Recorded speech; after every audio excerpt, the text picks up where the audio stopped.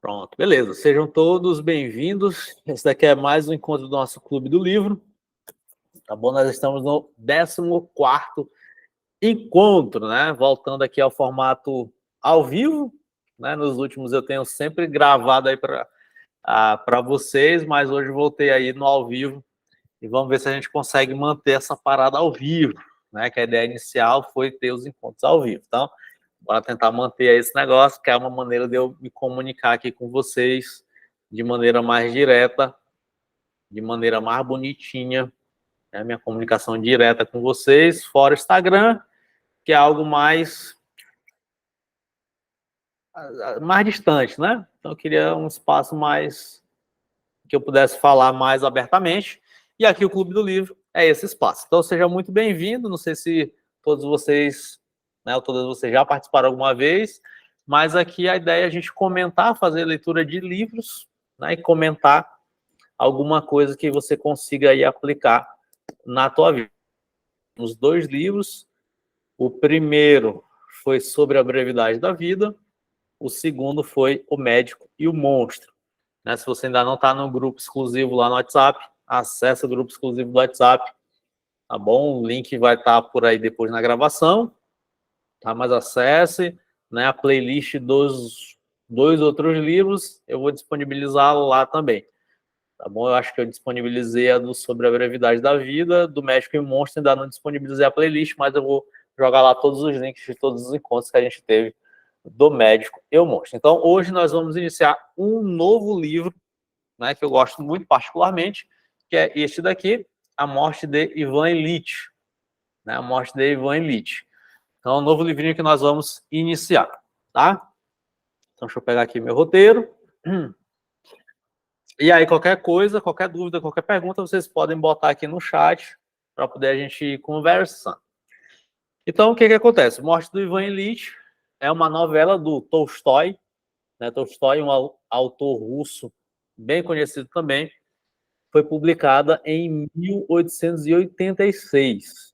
E essa novelinha aqui, esse livro aqui é considerado uma das obras-primas clássicas da literatura mundial, tá bom? Não só da literatura russa, mas da literatura mundial. Né? Para vocês verem assim o peso e o tamanho que é este, com perdão no trocadilho, esse pequeno grande livro, né? Que é um livro bem fininho, uma novelinha curta, mas tem um peso assim gigantesco. Então é considerada aí uma das obras-primas da literatura, né? E essa obra foi escrita logo após a conversão do Tolstói, né? A conversão religiosa do Tolstói. Tolstói, no final da vida, metade da vida mais ou menos, ele morreu ali aos 82 anos, mais de 80 anos, aos 82 anos ali, em 1912, né? Em 1870, mais ou menos ali, ele declara a sua conversão e ele se tornou ali um cristão, né? Se tornou um cristão. E o Tolstói, ele, então, a partir dessa conversão, ele começa também, logicamente, a mudar todos os seus, a sua forma de fazer os livros, de escrever, né, de propagar aí as suas obras, né? E ele foi seguindo muito uma perspectiva ali do que a gente chama de Sermão da Montanha, né? Não sei se alguém é familiarizado com esse tipo de terminologia, mas é um sermão de Jesus Cristo, está lá nos Evangelhos, é um sermão de Jesus Cristo, considerado aí o maior sermão dele, né? Tá uma mosca bem aqui, uma hora dessa, onde é que essa mosca saiu? É considerado aí o maior sermão dele, de Jesus Cristo, e o Tolstói, ele acaba que ele pega esse sermão da montanha e ele começa meio que ali a fazer um processo de seguir essa pregação. Então, somente, além dos ensinamentos e tudo mais, ele começa a levar a ferro e fogo meio que essa pregação de Jesus Cristo, né? E aí ele começa meio que uma prática ascética moral, né? Então ele começa ali a se desapegar de bens. Essa música vai ficar enchendo o saco. E aí ele começa a desapegar de bens e fazer um caminho meio que de desapego material, né? O Tolstói, ele vem de uma família aristocrata, então eles tinham muitos recursos, e ele vai começando a fazer esse desapego, né? Caminhando ali muito para um desapego material no final da vida. E ele vai entrar muito em luta política, e ele vai entrar muito no incentivo da não violência, né? Inclusive o Gandhi, Mahatma Gandhi, ele é influenciado também por essas ideias do Tolstói, né? De não reagir, né? Dessa manifestação mais pacífica, deu outra face, né? Então eles são adeptos aí desse tipo de filosofia, desse tipo de ideologia. Então, a Morte do Ivan Ilitch é escrita ali por volta de 1886, depois desse período aí de conversão, né? Então, ele vai fazer o quê? Ele vai pegar a Morte do Ivan Ilitch como essa forma de... Ivan Ilitch, né? Eu tenho mania de falar Ilitch, né? É Ivan Ilitch. Ele pega o Ivan Ilitch, né? E ele traz essa maneira de criticar, né? Criticar as convenções familiaristas, né? As aparências sociais, superficialidade, a hipocrisia da alta sociedade. Então, é uma crítica muito ferrenha à sociedade da época, né? A sociedade russa da época. A gente vai já falar aqui, né? O que tem de sociedade aqui no livro, né? Mas é uma crítica, né? Então, uma novela teve uma repercussão muito grande porque está lidando com uma temática da morte e sentido da vida, que é o que eu quero focar mais com vocês aqui, essa temática da morte e desse sentido da vida, de busca de sentido da vida, né? Mas é uma crítica muito grande à sociedade da época, né? A sociedade ali russa, então tem uma crítica muito forte em relação a essa sociedade russa do século XIX. Então, o resumo, a sinopse aqui do livro, a sinopse do livro é o quê? É uma história de um juiz da alta corte russa e seus sofrimentos, né? E final da morte por uma doença terminal. Então, este é o resumo em uma frase, é o resumo do nosso livro, da nossa novelinha, né? Então, o juiz de alta corte, né, chamado Ivan Ilitch, ele tem uma doença terminal. Então, a gente vai entrar na narrativa da vida dele, né, vai presenciar todos os seus sofrimentos, né, vai presenciar como que ele lidou ali com a vida dele, e a gente vai presenciar ali, possivelmente, um final, uma reviravolta ali no final da sua vida, que é essa reflexão e isso que a gente vai falar no final desse nosso livrinho. E aí eu estou programando fazer, basicamente, 3 encontros. O primeiro encontro, que é hoje, nós vamos ler do capítulo 1 ao capítulo 3, então espero que você tenha lido. Se você não conseguiu ler, leia depois, capítulo 1 ao capítulo 3, depois do capítulo 4 até o final, e o último encontro, a gente vai fazer uma articulação entre a logoterapia e este livrinho, certo? Então, a logoterapia é uma perspectiva de psicologia pautada na busca do sentido da vida. Então, aí no último encontro, eu vou fazer essa articulação. E, inclusive, foi a leitura da logoterapia que me levou até a ler este livrinho aqui. Então, na época, eu estava estudando logoterapia, estava na faculdade ainda, né? Vocês podem ver que a minha edição é bem... Olha, tudo amorfado, ó. Então, eu li em 2013 esse livrinho justamente por conta de estar estudando logoterapia, e eu, logicamente, estou revisando a leitura, logicamente, agora, para poder a gente comentar de maneira mais detalhada. Então, vamos lá ao livro, certo? E eu vou fazer leituras pontuais, e vou fazer alguns comentários, e vou trazer alguns pontos importantes para você pensar, e aí, logicamente, você vai precisar ler o livro para poder entender a história. O bacana é você conhecer a história, estar familiarizado com a história, e já ler um livrinho aí da literatura clássica, bota aí na tua lista de livros lidos. Então, a gente começa com o capítulo 1, hoje eu vou falar do capítulo 1 ao capítulo 3, não vou demorar, nossos encontros têm máximo aí 40 minutos. Eu vou fazer o quê? No capítulo 1, então, a gente tem alguns pontos bem bacanas, bem legais que o Tolstói coloca, e eu queria trabalhar aqui com vocês. Certo? Então, no capítulo 1, a gente tem a anunciação, né? Então, a gente começa ali com uma conversa entre juízes, promotores, eles estão ali conversando, meio que uma alta cúpula ali do judiciário, e eles estão conversando ali sobre assuntos gerais, né? Assuntos da vida e tudo mais. Até que um deles, né, abre o jornal e ele diz assim, ele exclama, senhores, disse ele, morreu Ivan Ilitch. Né? Então a gente já começa o capítulo, né? Não é spoiler nenhum, tanto no título quanto no primeiro capítulo, a gente já sabe que Ivan Ilitch morre. Então aqui é a linha do tempo, né, presente. Então morreu Ivan Ilitch. E aí os caras começam a conversar, falam assim, fala sério, será possível, né? Tudo mais, pô, como é que isso aconteceu? Será se a esposa tá bem, tá sentindo dor e tudo mais, não sei o quê.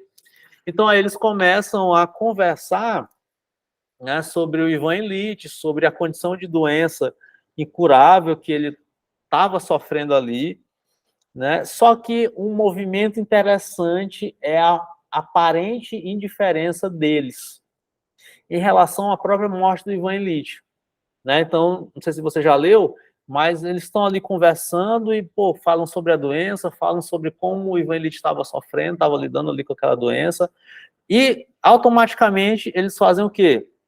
Automaticamente eles começam a pensar, né, em como vai mudar a vida ali da organização de certos cargos a partir da morte do Ivan Ilitch. Cara, então olha só como a morte do Ivan Ilitch vai ter influência sobre a transferência e promoções ali de outros juízes e tudo mais. Então, isso daqui cara, isso daqui ia falar que era maravilhoso, né? Mas isso daqui é muito doido, né? Porque a gente tem aqui algumas pessoas que convivem com o Ivan Ilitch, né? Que estão ali ao redor do Ivan Ilitch, e diante da morte dele, essas pessoas estão mais preocupadas, os seus primeiros pensamentos são, cara, Ilitch morreu, velho. E agora? Cara, eu conheço fulano que pode ocupar o cargo dele, né? E ciclano que já queria vai vir para um outro lado e vai ser transferido e não sei o que, vai mexer. E será que eu não vou ocupar o cargo dele? E aí eles começam a pensar sobre, né, as suas próprias vidas, mas não no sentido de encarar a sua obra, ter um pensamento filosófico ou pensar sobre a vida de maneira mais profunda, mas não, eles começam a pensar sobre os seus próprios cargos. E isso é muito doido, né? Isso é muito doido.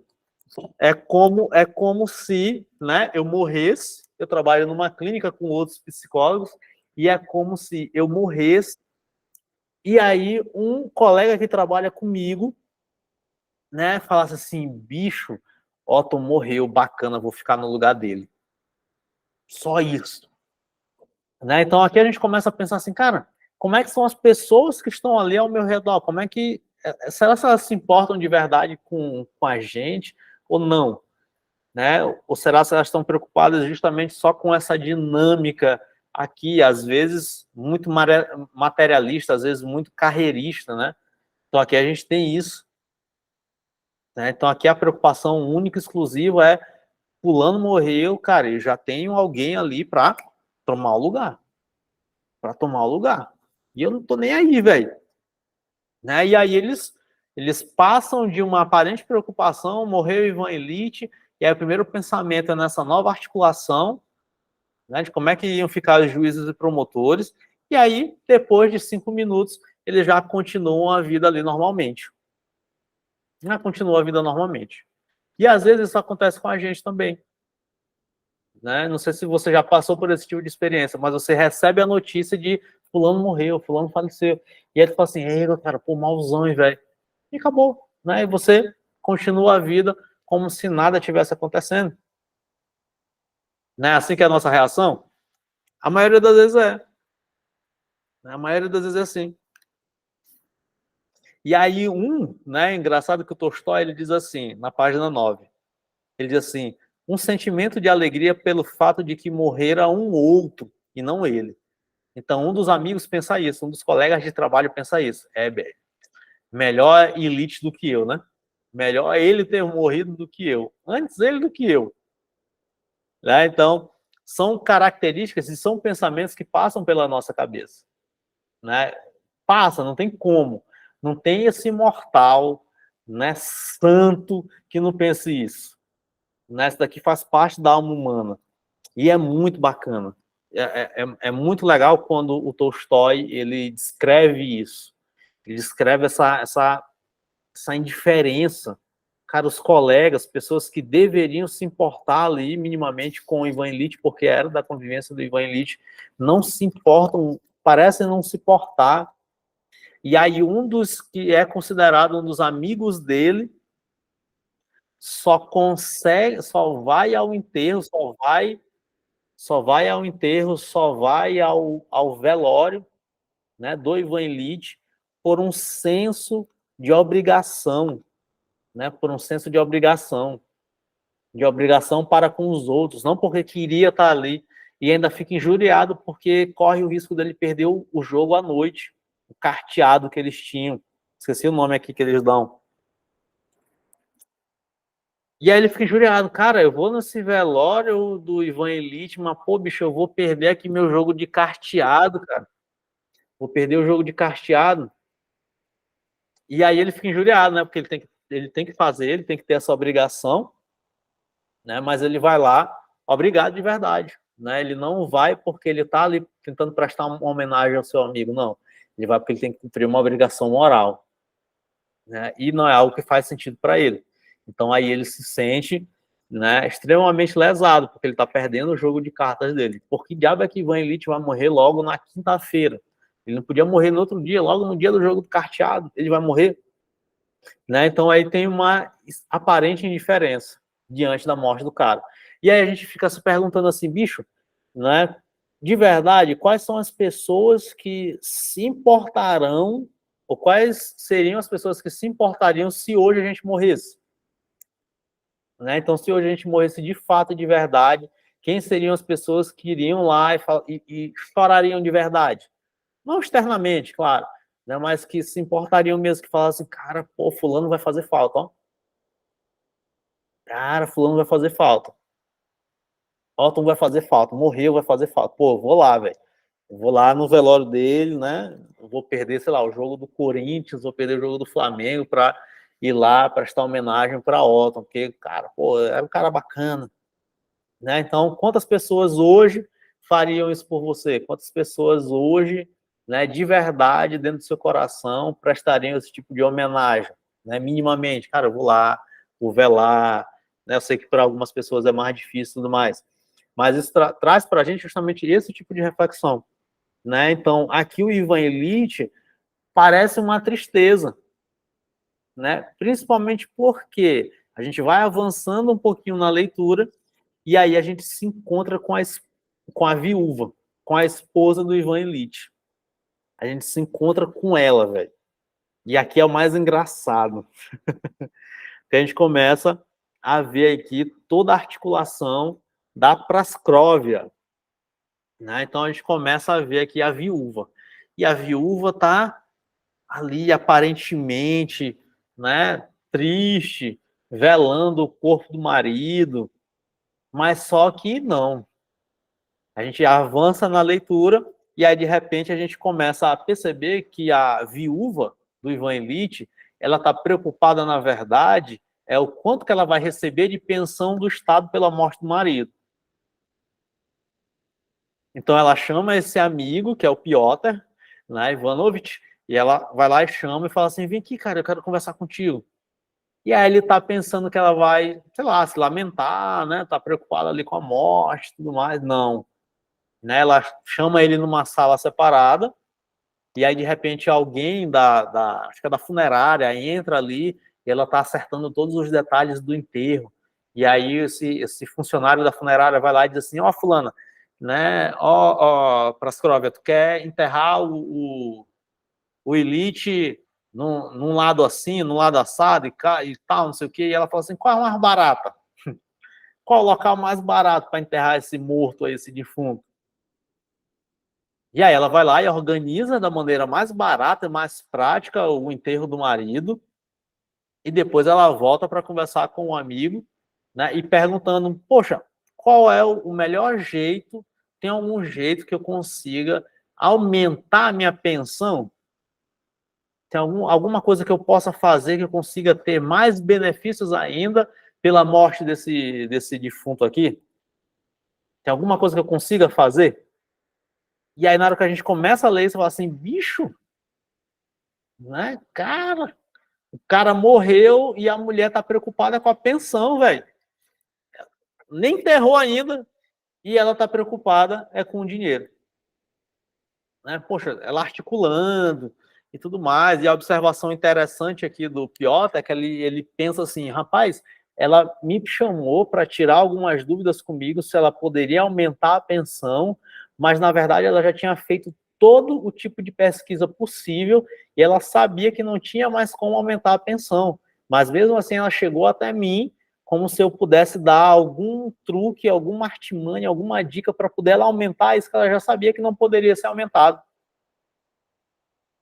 Então, ou seja, ela já estava articulando isso, né? O marido não tinha nem morrido, ela já estava planejando tudo isso. Então, aqui nesse primeiro capítulo, então, a gente tem essas impressões, né, de já introduzido, né, com o anúncio da morte do Ivan Ilitch, a gente já é introduzido essa aparente indiferença das pessoas ao seu redor, a gente já consegue perceber ali que a viúva é completamente materialista e dinheirista. E aí a gente pode... Quando eu estava relendo aqui, né, eu falei assim, bicho, essa mulher é muito miserável, assim, tomara que essa mulher morra, né? Eu já fui criando uma antipatia dessa. Pô, o cara morreu, né? E ela já está com esse planejamento todo. E aí, se a gente não... É lógico que não justifica, né? Mas no decorrer da narrativa, a gente vai começando a entender algumas coisas. A gente vai começando a entender como é que essa mulher foi se transformando e foi tendo esse tipo de atitude. Não é que justifica. Não vai justificar nunca. Ela está mais preocupada com a pensão que vai receber do que em velar ali, ter o cuidado final ali do marido que acabou morrendo. Mas no decorrer da narrativa, a gente vai começando a entender por que diabo é que ela começa a ter esse tipo de comportamento. E é isso que é interessante durante a leitura, a gente vai acompanhando isso durante a leitura. Certo? E aí esse amigo dele, o Piotr, ele tem esse estranhamento, né? Ele fala assim, pô, essa mulher é muito doida, como é que diabo é que ela tem esse tipo de atitude aqui, né? Diante de uma situação trágica dessa, e ela tem esse tipo de atitude. Mas ele mesmo, né, o amigo, o Piotr, ele mesmo, ele termina a conversa, ele olha aquele movimento todo, ele olha meio que ali para o relógio e fala assim, velho, eu tô perdendo meu jogo. E aí ele sai, né, como se dissesse assim, já cumpri minha obrigação, vou voltar para o meu jogo. E aí ainda fica chateado porque chegou atrasado lá no jogo de carteado dele. Então, esse é o capítulo 1. Né? Então, dentro desse capítulo 1, a gente tem esses movimentos que é bacana você começar a observar. Né? As pessoas ao teu redor. Né? É importante a gente observar a reação da viúva, né? E essa indiferença, inclusive, do melhor amigo dele. Aí a gente tem o capítulo 2. Né? Então, no capítulo 2, a gente é inserido, então, na vida pregressa do Ivan Ilitch. Né? Então, a gente volta à linha do tempo, então é um flashback, e a gente é inserido ali. Né? O Tolstói ele vai dizer como é que foi a vida do Ivan Ilitch até a gente chegar à morte dele. Então, ele começa, eu separei alguns trechos aqui. E o Tolstói ele diz assim, a história pregressa da vida de Ivan Ilitch foi das mais simples e comuns, e ao mesmo tempo das mais terríveis. O Ivan Ilitch morreu aos 45 anos. Morreu bem cedo. O Ivan Ilitch foi o filho do meio, né? E o Ivan Ilitch era o orgulho da família. O Ivan Ilitch não era frio e meticuloso como seu irmão mais velho e nem era temerário como caçula. Né? Geralmente o filho mais novo, ou filho do meio, geralmente o filho do meio ele é o filho mais independente, né? Nessa dinâmica aí. Então tem 3 filhos e tudo mais. Geralmente o filho do meio ele é o mais independente. Né? Por quê? Porque tem uma expectativa muito grande em relação ao filho mais velho, que é o filho da lei, né? Por isso o Tolstói aqui é um ótimo psicólogo, né? Porque ele entende dessa alma humana, então o Tolstói diz, ó, o filho mais velho, ele era frio e meticuloso, é tipo isso, né? O filho mais velho geralmente é o filho da lei, né? O filho mais novo, o caçula, é o filho ideal, né? E aí o filho mais novo, o caçula, geralmente é o mais rebelde, né? Então o Tolstói descreve aqui o filho mais novo como o temerário, né? Então, O mais velho era frio e meticuloso, e o mais novo era temerário. E aí tinha até uma relação um pouco distante do Ivan Ilitch em relação aos irmãos, principalmente em relação ao caçula, justamente por conta dessas atitudes dele. E aí o Ivan Ilitch, ele se destacava nos seus estudos, né? Ele concluiu ali o curso de Direito, e ele sempre buscava arrumar para si uma situação fácil e agradável. E guarde isso, essa daqui é uma das, assim, o ideal de vida do Ivan Ilitch. Então, ele sempre buscava uma vida fácil, agradável, né? Ele queria fugir de qualquer complicação, sabe? Ele não queria se envolver com treta, com nada, com desafio, com nada disso, né? Ele queria ali, pô, uma vida fácil, uma vida agradável. Ele queria sempre isso, era o que ele estava buscando, o tempo inteiro, o tempo inteiro. E aí ele vai ter algumas atitudes equivocadas porque ele desejou isso, né? Porque ele desejou para si buscar uma situação de vida fácil e agradável. Aí tu pode dizer, pô, Otton, mas quem é que não quer buscar uma vida para si fácil e agradável? Todo mundo. É verdade, eu quero buscar uma vida para mim agradável. Fácil? Eu não sei. Né? Eu não sei se eu queria buscar para mim uma vida fácil. Eu queria buscar uma vida agradável. Só que a questão é, como é que eu vou buscar isso? E aí a gente começa a entender as motivações do Ivan Ilitch. E aí o Ivan Ilitch, ele sempre buscava a aprovação de pessoas altamente colocadas. Ele sempre buscava isso. Ele estava sempre preocupado.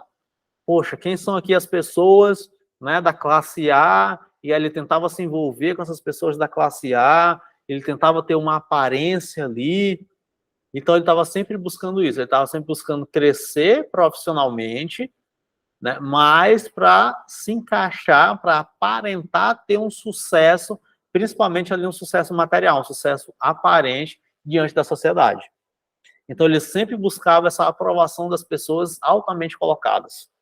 E aí a gente tem na página 23 o Ivan Ilitch casando, né? Então a gente já foi apresentado para a viúva, e a viúva foi completamente indiferente à morte dele, ela estava preocupada com o dinheiro. Ela queria era o dinheiro, era isso que ela estava atrás.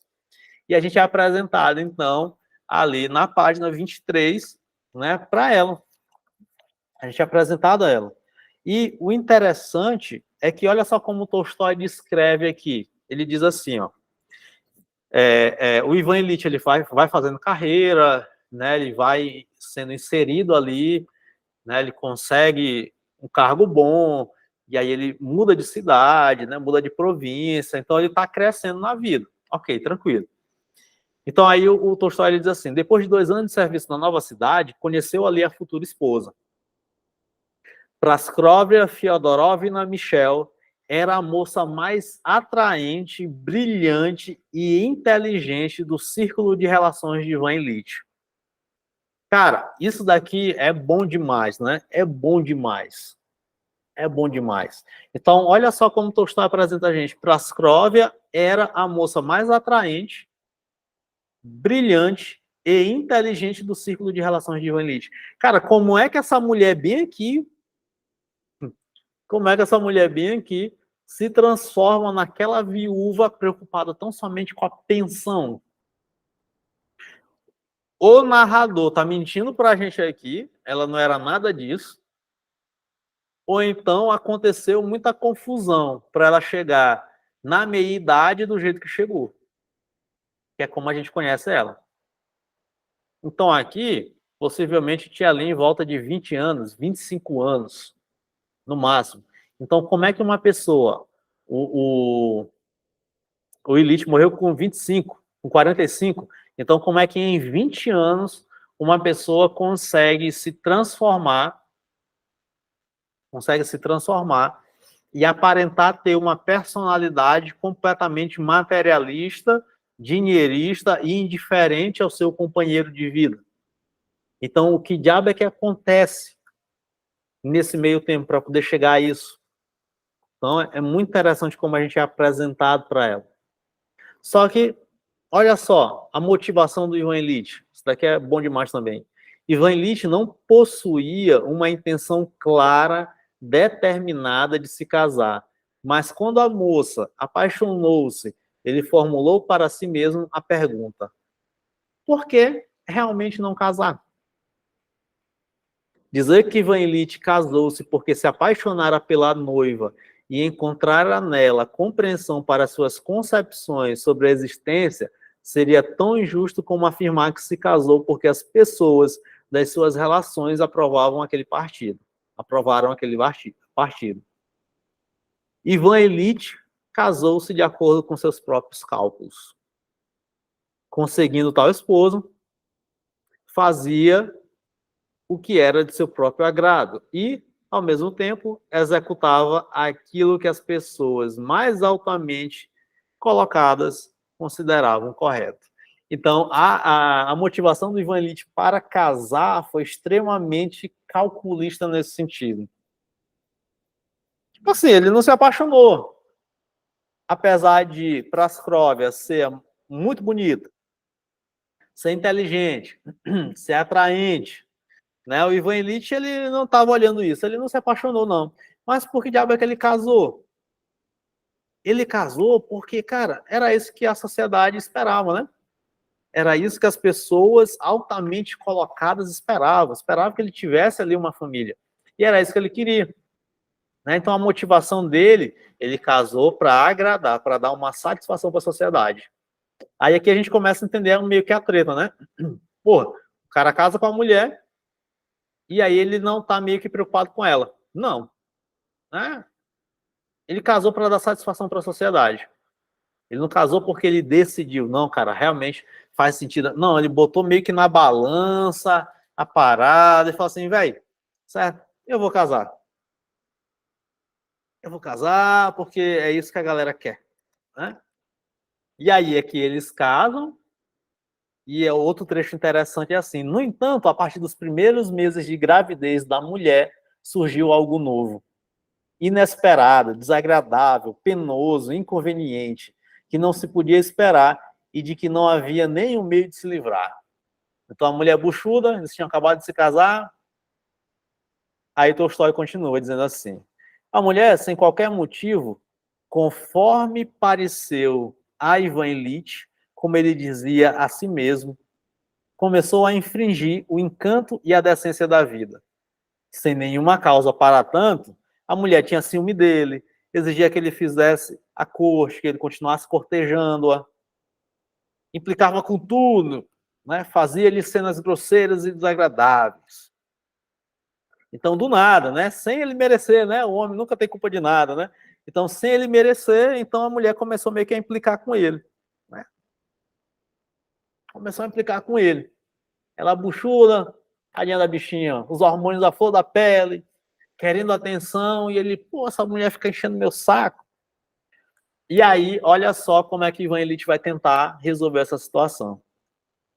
A princípio, Ivan Ilitch esperou livrar-se dessa situação desagradável com aquele mesmo tipo de relação com a vida, leve e de bom tom. Né? Então ele tinha um bom humor, era um cara bem-humorado, que já salvaram mais de uma vez. Tentou ignorar o estado de ânimo da mulher, continuou a viver leve e agradavelmente como antes. Então ali ele continuava, né, tendo ali o clube social dele e tudo mais, então ele procurava ir na casa de amigos, parará, essa coisa toda.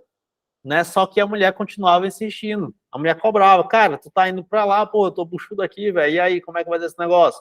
Ele saía e tal, parará, e aí ele foi perdendo o encanto, né, e a decência da vida. E aí ele disse assim, cara, eu tenho que me defender desse tipo de situação. Eu tenho que me defender desse tipo de situação. Por quê? A mulher fica aqui o tempo todo enchendo aqui o saco e tal, não sei o que, parar. E como é que eu vou me defender desse tipo de situação? Ele começa a criar um mundo independente para ele. Então, as estratégias que o Ivan Ilitch começa a desenvolver para poder se manter, né, numa vida boa, tranquila, como ele queria, né, é o que? Ele começa a separar. Né, e ele vai começar a investir muito mais na sua carreira profissional. Certo? Muito mais para poder ele se livrar do peso ali das obrigações que ele tinha dentro de casa. Então ele vai em direção a uma vida muito mais funcional, ele começa a focar muito mais no trabalho. Então não é assim que acontece com muita gente? Cara, a família bagunçou, desordenou, deu confusão, eu vou focar em quê? Eu vou ficar no trabalho.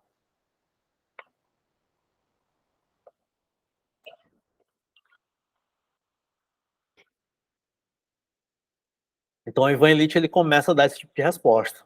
Cara, eu não aguento ficar em casa. Então, eu vou fazer o quê? Eu vou fugir, eu vou focar no meu trabalho. Então, na medida em que sua mulher se tornava mais irritadiça e exigente, ele transferia cada vez mais para o serviço, o centro de gravidade da sua vida. Passou a gostar mais do serviço e tornou-se muito mais ambicioso.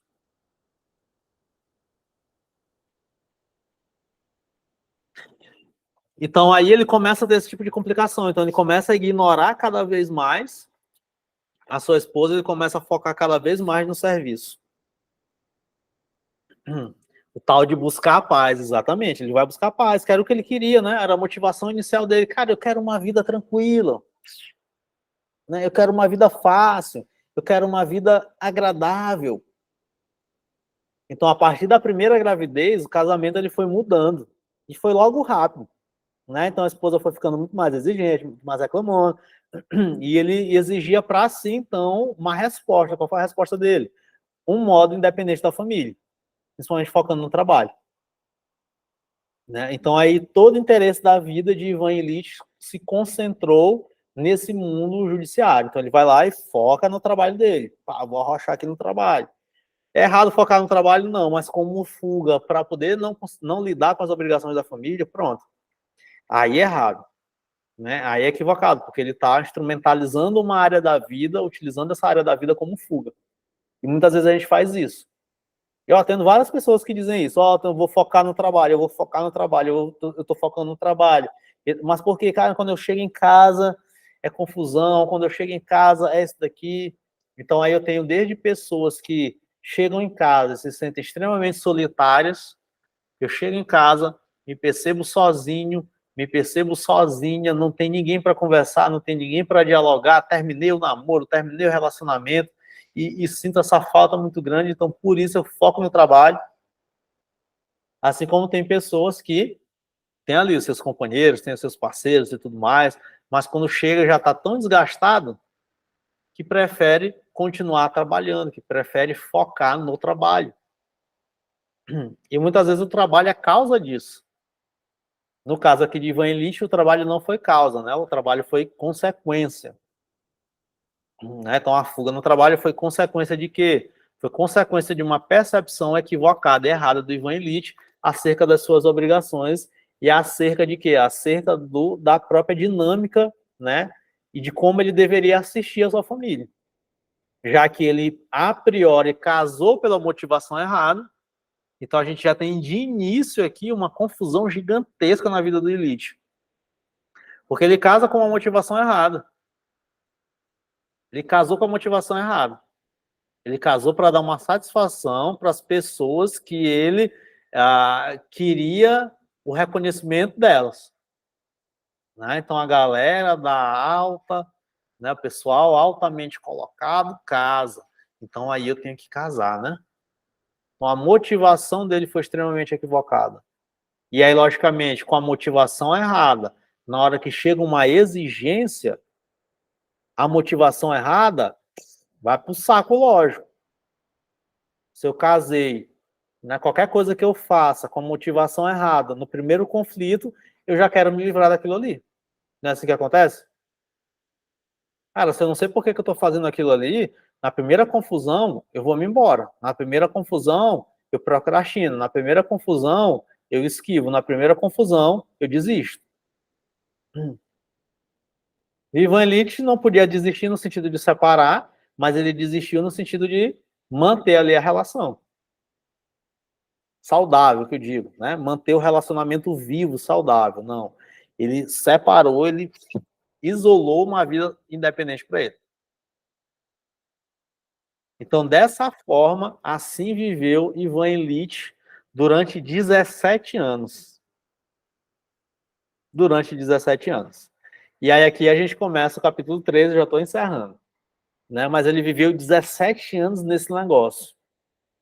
E tendo, acho que ele teve 2 filhos, se não estiver enganado, né? E ele começou a separar, focar muito no trabalho, dar menos assistência. Agora imagina como era, né, a vida da Prastróvia, né? Então ela começou a ficar o quê? Logicamente ela começou a ficar irritadíssima. que era o que acontecia muito antigamente, né? Então tinha ali uma frustração, né? Tinha uma frustração ali. Então o Ivan Illich, ele começou a focar, esqueceu da mulher, começou a focar no trabalho, para fugir, para tentar dar uma respirada, mas ele não tinha a resolução correta para aquilo que ele estava, para aquilo que era o problema dele, para os conflitos dele. Ele não buscou uma solução correta. Ele buscou na esquiva. E dessa forma ele viveu 17 anos. E aí o capítulo 3 começa assim: assim viveu Ivan Illich, 17 anos casado.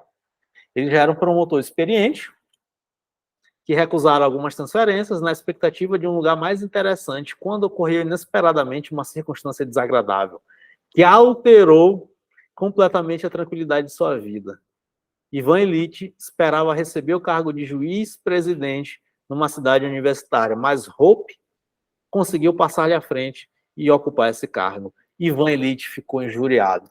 Então ele passa 17 anos focando no trabalho, e era isso que era o centro da vida dele, e tinha ali uma oportunidade dele conseguir um cargo, né? Conseguir o cargo de ser juiz-presidente. Aí vem um indivíduo qualquer e fura isso.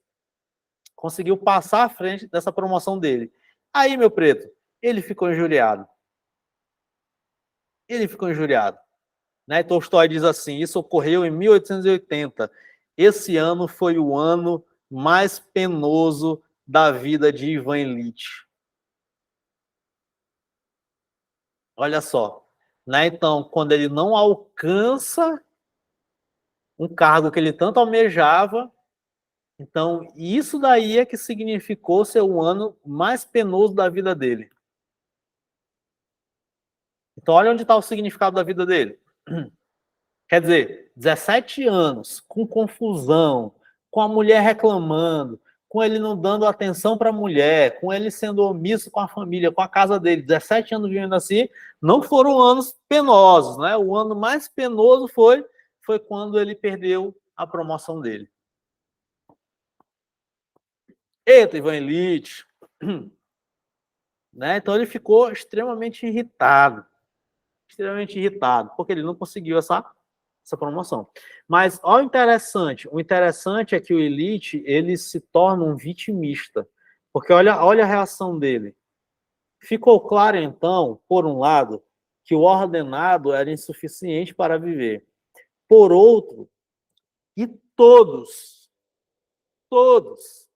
os esqueceram, e que aquilo que lhe parecia a maior, a mais cruel injustiça contra ele, aparecia aos demais como um caso absolutamente comum.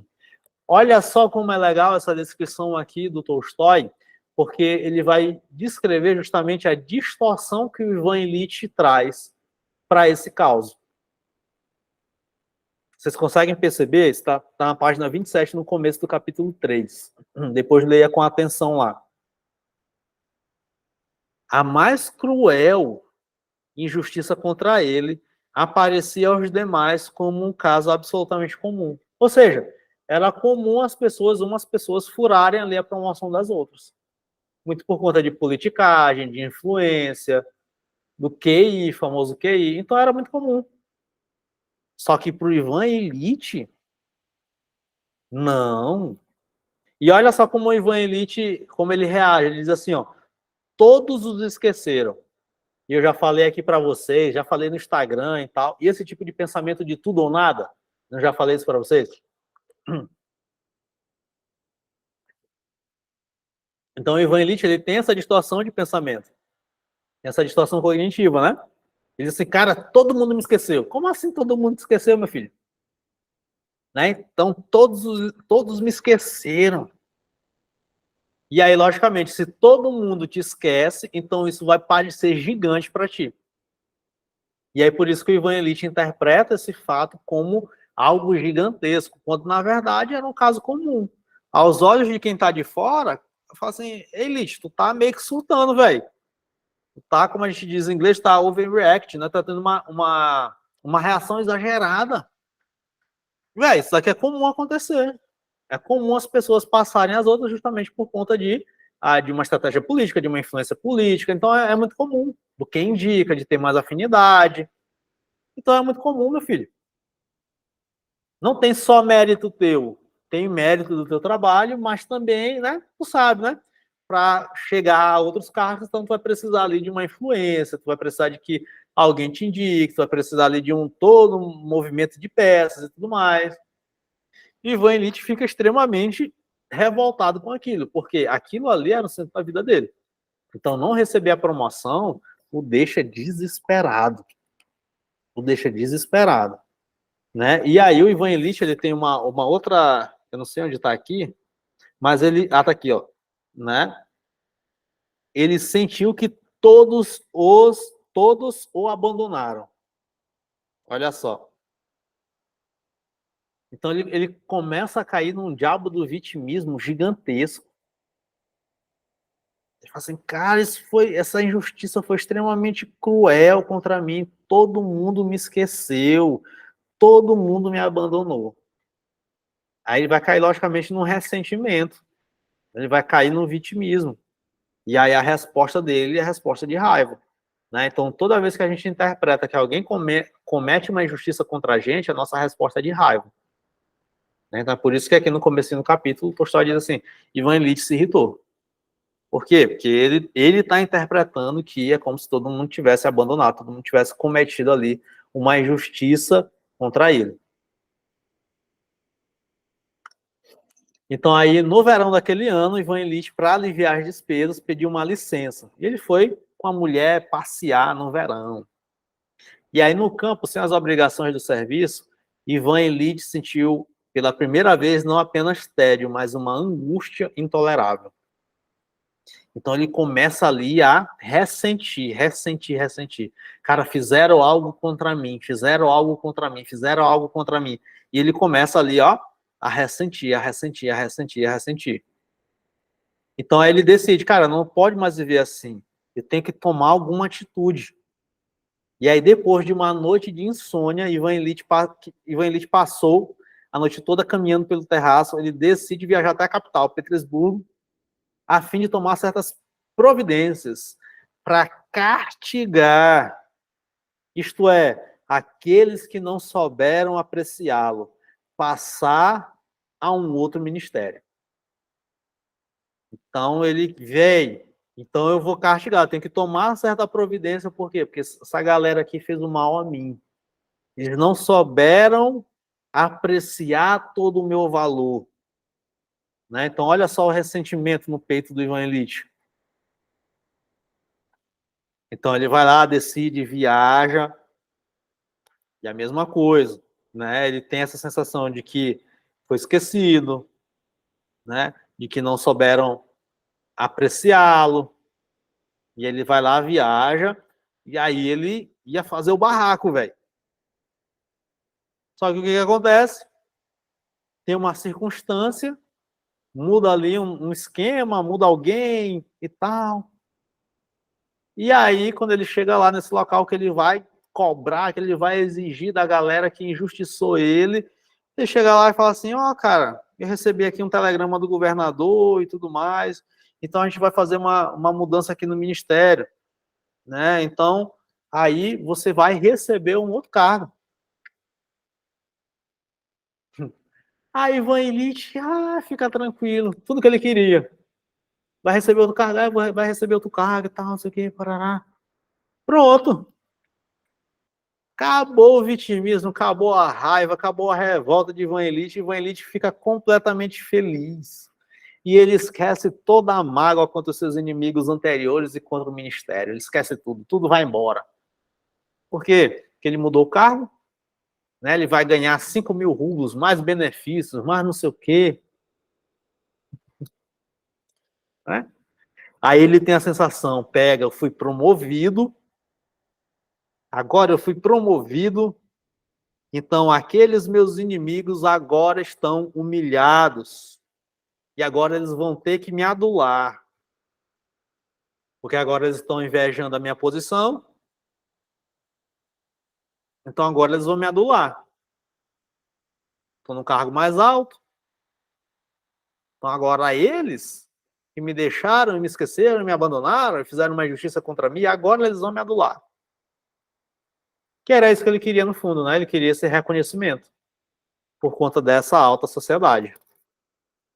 E aí ele fica feliz, fica tranquilo, de boa. Né? E aí, no finalzinho do capítulo 3, a gente tem a narrativa justamente dizendo dessa instalação nova nesse mais alto cargo que o Ivan Ilitch chegou. E como ele foi organizando ali a mudança de cidade, e como ele foi organizando o seu apartamento, e como ele foi organizando ali a aparência do seu apartamento, justamente para poder sustentar essa aparente, né, essa aparente vida, né, de um alto cargo. Então ele começa a fazer isso. Deixa eu ver aqui se eu acho, tem um trecho aqui muito bacana que ilustra isso. Não sei se eu vou achar aqui. Ó, aí diz assim: na realidade, havia ali o mesmo que há em todas as casas de pessoas não muito ricas, mas que desejam parecê-lo, né? Então, é tipo o quê? É tipo aquela galera que quer... No meu tempo, quando eu era adolescente, isso é engraçado, quando eu estudava, tinha uma febre, explodiu meio que uma febre da Nike e Adidas, né? Meio que chegou aqui em São Luís essa febre da Nike e Adidas e tal. E aí a galera, 17 anos, né, 16, 15, né, os adolescentes sabem que quer ostentar todo mundo, né? Aí aqui em São Luís tem um tal de coreano, né? Acho que tem em todos os estados do Brasil, né? Tinha um tal de coreano que vendia o falsificado, né? O Nike falsificado.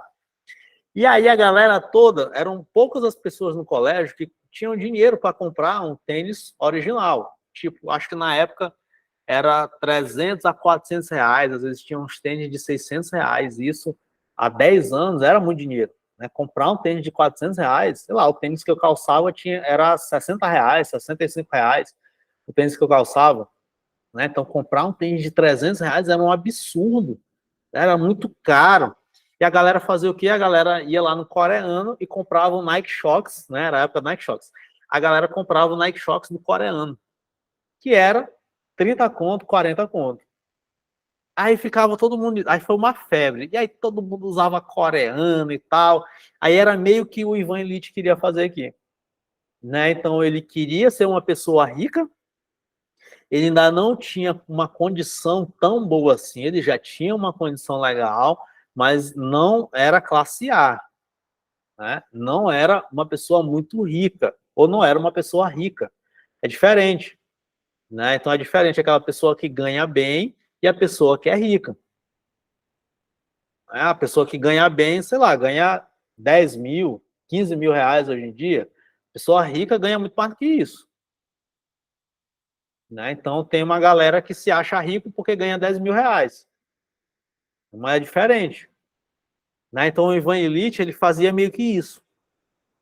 Ele queria ostentar, né? Ele queria fazer esse tipo de ostentação. Então ele organizou toda a decoração da sua casa para aparentar ser uma pessoa rica. Para pelo menos se aproximar ali daquele universo. Né? Então, aí ele diz assim, ó, na realidade, havia ali, né, na casa dele, no apartamento dele, o que há em casa de todas as pessoas não muito ricas, mas que desejam parecê-lo. E por isto, apenas se parecem entre si. Aí ele vai descrever alguns objetos: damascos, pau preto, flores, tapetes e bronzes, matizes escuros e brilhantes. Enfim, aquilo que todas as pessoas de determinado tipo fazem para se parecer com todas as pessoas de determinado tipo. Então, o que o Tolstói está dizendo aqui? Que o Ivan Ilitch, como sempre, ele estava sempre em busca dessa aprovação, então ele começa a ostentar uma aparência. Ele começa a ostentar uma aparência. E o orgulho dele, velho, começa a ser o diabo desse apartamento dele, que ele foi ali arrumando e tal, não sei o quê, só para dizer que ele tinha dinheiro. Ele começa a se ostentar com aquilo ali. E quantas vezes nós não somos assim também? Então a gente vai lá E um filme muito legal para você assistir depois, que traz um pouco desse tipo de crítica, é o Clube da Luta.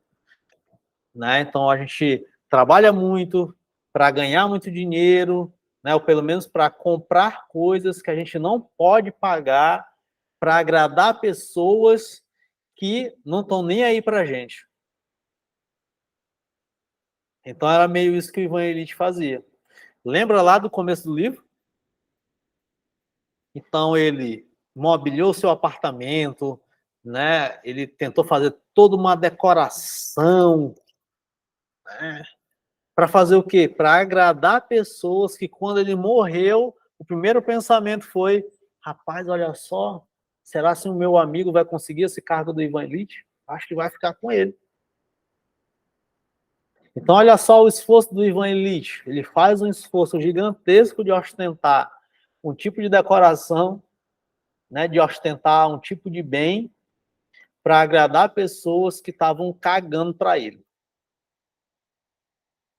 E muitas vezes a gente é assim. E ele tem alegria nisso, né? Tem alegria nisso. E ele tinha alegria nisso e ficava irritado com isso. Né? Tanto que tem um episódio aqui que ele fica meio que zangado porque tem uma mancha ali, acabou quase que mancha ali, uma toalha e tal. E ele ficou revoltado com aquilo, cara, revoltado. Então, até o capítulo 3, nós temos isso. E aí, o finalzinho do capítulo 3 diz assim: as alegrias no serviço eram alegrias do amor próprio. As alegrias em sociedade eram as alegrias da vaidade. Mas as verdadeiras alegrias de Ivan Illich eram as do whist. O whist é o joguinho deles, né? Então, ou seja, né? Então ele tinha ali, Tolstói ele classifica, né? A verdadeira alegria dele estava em quê? Em jogar. Era isso. Só isso. Né? Então a gente tem esse início de livro, né? Esse início de novela, e a gente vai percebendo aqui alguns movimentos, né? Ivan Illich, o primeiro dublê de rico, exatamente, Ricardo. Exatamente, exatamente. Perfeito, perfeito. Não poderia resumir melhor. É tipo isso. Ivan Illich, o primeiro dublê de rico, ele mesmo. Né? Então a gente tem esse início de livro a partir disso. Né? Então a gente tem o anúncio, né? A indiferença total de pessoas que conviviam com Ivan Illich à sua morte. A gente vai entendendo as motivações do Ivan Illich a despeito de quê? A despeito de toda a inteligência, de todo o esforço que ele tinha. Ele se destacava nos estudos e tudo mais. A despeito de tudo isso, ele começa a ter motivações erradas. Por quê? Porque ele queria ser, como o Ricardo disse, ele queria ser o dublê de rico. Né? Então, ele queria essa aprovação das pessoas altamente colocadas, né, na sociedade. Ele buscava muito isso. Essa era uma das motivações dele. Né? Ele começa, né, a romper a sua vida, a cindir a sua vida, ter uma cisão na sua vida, né, entre família, por um lado, em que ele isola para poder não lidar com seus conflitos, porque casou através ou pela motivação errada, né, e ele começa a focar em seu trabalho, porque o trabalho proporcionaria a ele uma posição, né, uma posição ali em uma sociedade que ele desejaria ser aprovado. Só que aí, logicamente, ele começa, né, com essa motivação errada, e essa motivação errada acaba jogando ele numa vida que a gente vai ir acompanhando aí nos próximos encontros. Né? Então, Paloma está dizendo que conhece uma pessoa que posta nos stories fotos do Google. Que loucura, velho. Aí é loucura. Paloma, e é tipo isso, né? É tipo o Ivan Illich aqui. Porra, ele tava comprando aqui, velho. Ele tava comprando aqui decoração, e ele comprava sofá e um tipo de tecido, né? Se fosse hoje, é tipo isso. O Ivan Illich ia fazer o quê? Ia pegar a foto do Google e postar dizendo que estava nas Maldivas. E é loucura. E tem gente que faz isso, não é verdade? Então, a despeito do Ivan Illich estar um século de distância da gente, isso é um movimento da alma humana. Isso acontece todo dia e ainda acontece. E é por isso que esse livro é um clássico, né? Então, vai lá no grupo, o PDF está lá, faz o download do PDF, leia. É um livro curto, tá bom? Você não vai demorar mais de 3 horas para ler esse livro. É um livro curto e a gente consegue entender muitas coisas aí, aprender muitas coisas com esse livrinho, beleza? Então, hoje a gente comentou até o capítulo 3. No próximo encontro, nós vamos ler até o final, acho que são 12 capítulos. E no último encontro, nós vamos fazer a articulação com a logoterapia, que aí a gente vai falar sobre o finalzinho, sobre o trecho final aqui do livro, e se Ivan Illich conseguiu virar aí ou não, né, nessa questão da vida dele, se ele conseguiu encontrar um sentido ou não na vida dele. Beleza? Tem vários por aí, Fabiana, vários. Então é isso, galera. Beijinhos, demorei mais do que eu queria. 1 hora de relógio. Leia o livro, faça o download lá do PDF, leia, tá bom? Bom fim de semana a todos e a gente se encontra na semana que vem. Semana que vem a gente vai estar aqui também ao vivo, no mesmo horário, continuando aqui com o nosso dublê de Rico. Beijinhos, deixa eu interromper aqui a gravação, vou disponibilizar a gravação lá no grupo do WhatsApp também. Tchau, tchau. Bom final de semana para todo mundo.